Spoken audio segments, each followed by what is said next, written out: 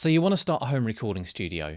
Whether you're recording for your own music, for your friends, or you're looking to bring in some paid clients, there are certain essentials that you'll need to get started. Now I'm going to split this into 3 videos. I'm firstly going to go over the essential gear that you need to get started. Then I'm going to go over the gear that's good to have that will increase your recording capabilities. And then I'm going to go over the gear that you should consider if you can afford it, which is by no means essential, but it will further increase your recording capabilities and help you learn some new techniques as well. But first, let's go over the essential gear that you need. I'm going to try and keep the cost as low as possible because I know you just want to get started and cost can be an issue before you've got any paid clients or anything like that. And then at the end of the video, I'm going to give you something to download that will help put things into perspective and make things easy. It will lay everything out for you and help you to get started in building your studio. So first, the essential gear. Number 1, a computer. Now, of course, you need a computer. Gone are the days of tape machines. It doesn't matter what you get. You can get a Mac or a PC, a laptop or a desktop. It really depends on you, on what your preferred work process is. Now, do you want that freedom to move around a lot, to record in other rooms and at other people's houses?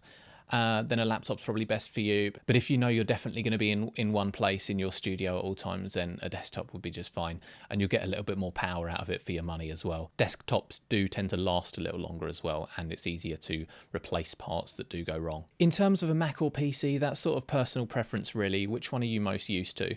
Because at the end of the day, you just want to get started. You don't want to have to learn a whole new ecosystem. The one thing I will say about choosing between Mac and PC is that Macs can run the audio software Logic. So if you prefer to use Logic, then you'll have to go with a Mac. But I'll go into more details about that when we talk about digital audio workstations. Now, the great thing about this is, even though the computer is probably going to be the most expensive thing on this list and that we want to try and keep the cost low, you probably already have a computer. Even if it's not a powerhouse at this stage, you can still get started and get learning and then maybe upgrade it at a later stage.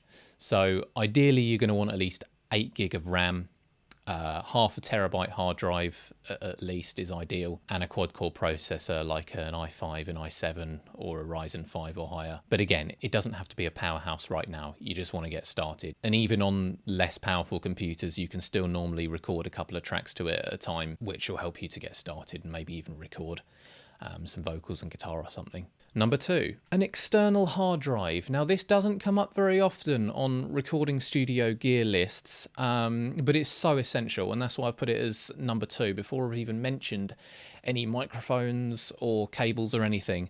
Having a backup of your work is so important. It takes a long time recording. You've got to get everyone in the right place at the right time. You've got to get everyone comfortable and in the right frame of mind, including yourself. And then you get recording. You could spend a whole day on a recording or even longer. And then if you do lose your data, if something gets corrupt or stolen or anything like that, it's devastating and it can really affect your confidence. So just pick up an external hard drive, even just a small 250 gig one you can get for around £20, $30 or so. Just to back up at your work at the end of the day and give you that peace of mind. Number 3. Okay, now we're getting into the audio gear. An audio interface is what you need. And I've got a guide below, I'll put the link in, that just goes over exactly what they do and why you need one. But I'll give you a quick overview now. Basically, an audio interface replaces your computer's built-in sound card.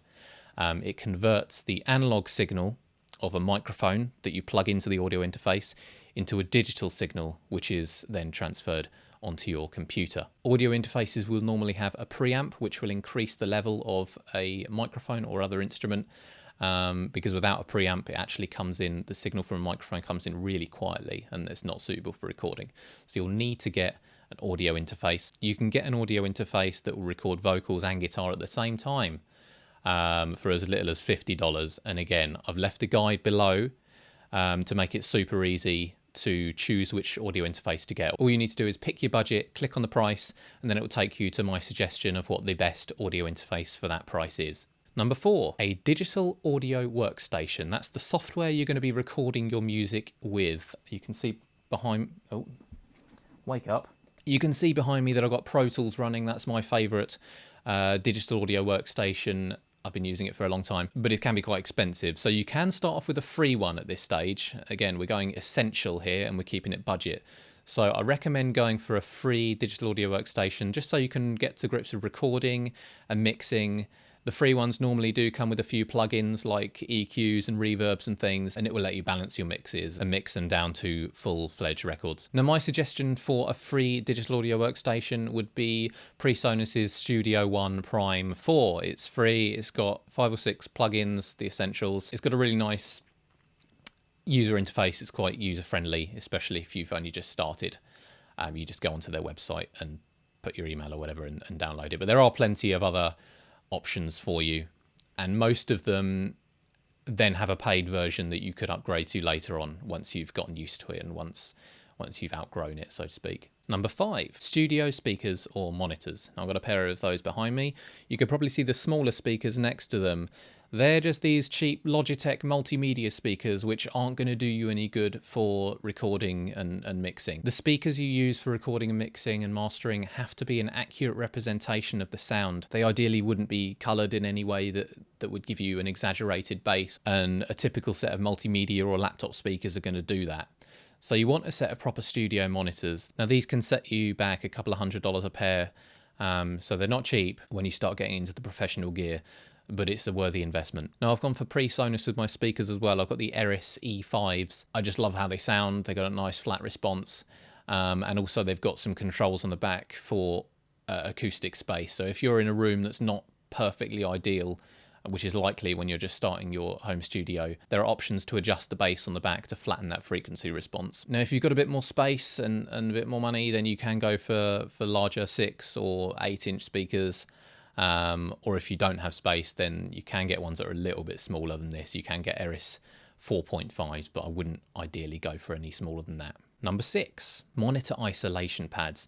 Now again, you can see those just underneath my speakers there. They're just foam wedges. They just stop the speakers from vibrating the desk and stop you from hearing vibrations and in turn a kind of bassy response, because it means you're not going to be getting an accurate representation of your music. Now you can get these pretty cheap. Just make sure that they are height adjustable and ideally angle adjustable as well, so that you can point the tweeters towards your ears. Number 7, a pair of headphones. Now, when you're recording, you need to be listening back to the click or the backing track or whatever you're recording to, but you don't want to be listening back through the speakers, because otherwise the bleed from the speakers is going to go back into the microphone and it's going to ruin your recordings. So just picking up a cheap pair of headphones, not too cheap, ones that aren't going to fall apart and they'll have a reasonable length cable. For example, the Sennheiser HD201s or the Audio-Technica M20Xs. This is just something to have to monitor the playback while you're recording or you're recording someone else. Number 8, basic acoustic treatment. If you're recording in a room that hasn't been designed for recording music, it's likely that there's going to be a lot of hard furniture and big walls around that's going to bounce the sound all around the room, and that's not ideal. The reflections are going to colour the audio and make it more difficult for you to mix, and they're going to affect the sound negatively when you're recording. Now what you need to do is dampen these reflections. Now again, we're just going through the essential gear and we're on a budget. So there are 2 ways you can do this. You can either use soft furnishings, like if you're in a bedroom or in a room with a sofa or curtains or something. They're going to help dampen some of the reflections. In addition, you'll probably need to get some kind of dampening to stick onto the walls. Now when you're just getting started, you can use foam wedges like this. You can get the foam panels very cheap that you can just cover as much wall area as possible. A lot of engineers will tell you don't bother with the foam wedges and go straight for the rock wool and the expensive panels. But at the end of the day, we're on a budget. And to be honest, the difference between having no acoustic treatment at all and having foam wedges on your wall, and the difference between having foam wedges and rock wool, is much larger. You just need to get something up there at this stage to help you get started. So cheap foam wedges will do the job at this stage. The best place to be positioning them is behind you, where the speakers are going to be going past you and bouncing off the walls. To the left and right of you, ideally placed in between your ears and the speakers. In the corners of the room, so you can use the wedge-shaped ones to get in the corners of the room, which will reduce bass build-up, and also above your head. Again, I've left a link in the description below where I'm recording vocals and just going over some of the basics of acoustic treatment. Number 9, a microphone. Now, to record vocals and acoustic instruments, you're going to need a microphone, which sounds obvious probably, but which microphone should you get to start with? Now, the 2 most common types of microphones are dynamic, which are very directional. They'll pick up directly what's in front of it and not much of the room behind it. And then you have condenser microphones, which pick up a larger area. Now at this stage, I personally recommend going with a dynamic microphone, especially if you're in a room that isn't exactly made for recording, because your room sound isn't going to be great and the condenser microphones are going to be picking up that room sound. The dynamic microphone I recommend is the Shure SM57, because having one of those in your mic armory is always going to be of use to you. For the rest of your recording career, you'll probably find some use for a Shure SM57. And typically it's used on instruments, on snare drums, on guitars and things, but you can still get a great sound recording vocals on it. There have been entire records in the past that have been recorded with just SM57s. So for $100, it's a great investment. But if you do want to branch out and get something a little bit different, I've left a link below to a first mics guide where you can just pick your instrument that you want to record, and then it will give you a suggestion on a first mic that you can buy to record that. Number 10, cables. Your audio interface should come with the USB cables, the power cables as well. If you're lucky, your speakers might come with some speaker cables as well, but likely they won't. So you're going to need whatever cables will connect your speakers to your audio interface, which is probably either going to be an XLR to XLR cable, or it's going to be TRS balanced jack cables. But you can just have a look in the manual for your monitors and also for your audio interface to find out what cables you need. I find eBay can be really helpful for getting cables, because there are a lot of shops that do custom cable lengths, so you can get just the right length of cable for your setup that will stop any dangling and straggling cables. And you're going to need an XLR cable anyway for your microphone, and possibly a jack cable or two for recording guitars and things. Number 11. A pop filter. Now this is really for only if you're recording vocals, but it's likely that you will be at least at some stage. What a pop filter does is it goes in front of your microphone and it blocks the P sounds, the plosives, from sending a blast of air directly into your microphone, which just sounds awful on the recording. So you do need a pop filter. You can pick them up pretty cheap, sort of $10, $15. And they just clip onto the mic stand. Now, if you're really feeling thrifty, you can use a pair of tights or other really thin material and stretch it over something, attach it to the mic stand. Or you can use those big foam balls, those wind shields, but they normally affect the quality of the sound. You'll lose some of the top end. So I wouldn't recommend that unless you're recording voice podcasts and things like that. And number 12, the final thing I recommend for you to get for your home studio, just to get you started, is a mic stand. Now, unless you have a very nice assistant who will stand there holding the microphone for you and is able to keep perfectly still, you're going to need a microphone stand, whether you're recording vocals or guitar or anything. Again, because this is a home studio, it's not going to be moved around a lot. You're not using it for live sound. You can just go for a cheap one.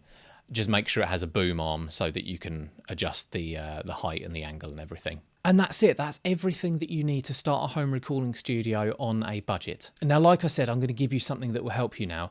In the description below, there's a link to the Ultimate Home Studio Gear Guide. If you click on that link, you'll be able to download the PDF guide. It goes over everything that I've been talking about, and it covers the stuff we're going to be looking at in the next videos as well. It has a checklist as well, which you could print off and check off as you get each of these items, just so you can track your progress and you know how close you are to getting that home studio set up. And don't forget, the most important thing is just to get started. There's an abundance of gear out there. Some of it is really expensive, but if you just focus on getting the essentials first, then you'll be able to get started, start making music and start improving your skills. Now, next time I'm going to be going over the gear that's good to have, the next level of building up your home studio. So don't forget to hit subscribe so you can be notified when that releases. See you next time.